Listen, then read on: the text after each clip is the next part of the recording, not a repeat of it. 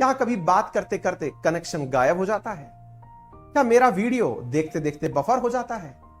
अगर ऐसा है, अगले महीने से 5G के स्पेक्ट्रम लॉन्च कर रही है। जी हां, भारत सरकार के कैबिनेट ने मंजूरी दे दी है कि जुलाई से 5G स्पेक्ट्रम्स की नीलामी होगी। क्या सर हम बधाई अभी से दे दें कि अगले महीने से हमारे मोबाइल में 5G चलने लगेगा? उनका क्या, जो हाल ही में 4G मोबाइल खरीदे थे, परेशान ना हो। 5G स्पेक्ट्रम की नीलामी होगी अगले महीने से। आते आते 6 महीने से लेकर साल भर का समय लग जाएगा, लेकिन आश्वस्त रह सकते हैं कि 2023 5G का होगा। मजा आ रहा है? 5G अगले 20 साल तक रहेगा, ऐसा नीलामी स्पेक्ट्रम्स में है। चलिए जानते हैं, अपडेटकारी खबर को पढ़ते हैं। इधर देखिए साथियों, यहां पर न्यूज क्या है वो मैंने आपको बता दी। 5G ने मतलब अब ये लॉन्च हो जाएगा, कैबिनेट ने अप्रूव कर दिया है। ये तमाम प्रकार की खबरें हैं, विभिन्न अखबारों के माध्यम से आपको पता चल गया है। सर कौन कौन आ रहा है वैसे खरीदने में, मतलब कुछ पता चला क्या अंदर की बात? आंख मूंद के सोचो कौन आ सकता है खरीदने। मतलब ये तो एक ऐसा सवाल है जैसे कोई किसी से पूछे कि बता भाई तेरी आंखें कहां हैं, सिर में कि पैर में, तो वो 100% श्योरिटी से कह सकता है कि सिर में ही होंगी साहब। एग्जैक्टली ऐसे ही कि भाई 5G का स्पेक्ट्रम बट रहा है, कौन सी कंपनियां आएंगी, कोई 3 कंपनियों के नाम बताओ।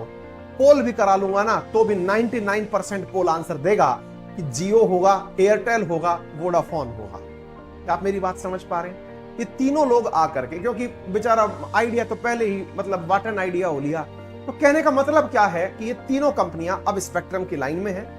इनके साथ साथ मोबाइल फोन निर्माता कंपनी जिसका नाम है एरिक्सन, आपको याद होगा सोनी एरिक्सन के अपने पास पहले फोन आया करते थे, एरिक्सन नाम से जो कंपनी है, और दूसरा नोकिया जिसको आप देखना बंद कर चुके थे, वो दोनों मिलकर के तकनीकी सहायता दे रही हैं। नोकिया को हल्के में मत लेना, 6G का ट्रायल उसने हाल ही में जापान में करवाया है। ठीक है, आपको लग रहा होगा कि मोबाइल का जमाना चला गया, वो और आगे की दुनिया में खेल रहा है। ठीक है, तो इन सबको मिलकर के फर्तमा फिलहाल के लिए ये सारी बातें शुरू होंगी। फिर एक बात बताइए, अगर ऐसा हुआ तो क्या फायदा हो जाएगा? मान लीजिए कि आ गया 5G स्पेक्ट्रम, 5G मिल भी गया तो क्या हो जाएगा? बहुत कुछ हो जाएगा।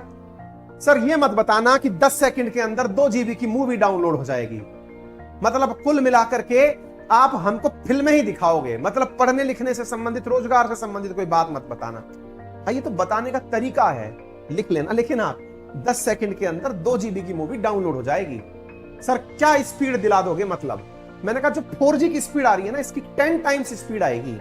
अभी जब कहते हैं 1 Gbps की स्पीड, तो वो 10 Gbps की स्पीड के रूप में आपके पास आएगा। सर ये तो वो सारी बातें हुई कि हाँ साहब इस प्रकार से काम हो जाएगा, यूं हो जाएगा। इसका सकारात्मक योगदान बताओ ना। मान लो पेपर में पूछ लिया गया कि 5G स्पेक्ट्रम के फायदे गिनाओ, तो मैं ये बताऊंगा कि 2 GB की मूवी 10 सेकंड में डाउनलोड हो जाती है। या फिर मैं ये बताऊंगा कि अब मैं अपने घर वालों से व्हाट्सएप पर जब बात करता हूं तो बात बफर नहीं होती है। ये बताऊंगा। सर कुछ अच्छा बताओ ना। चलिए मैं बताता हूं। सबसे इंपॉर्टेंट जो चीज इस समय होगी ना, वो होगी देश के अंदर जो ड्रोन का उपयोग करने के लिए सरकार नीति बना रही है।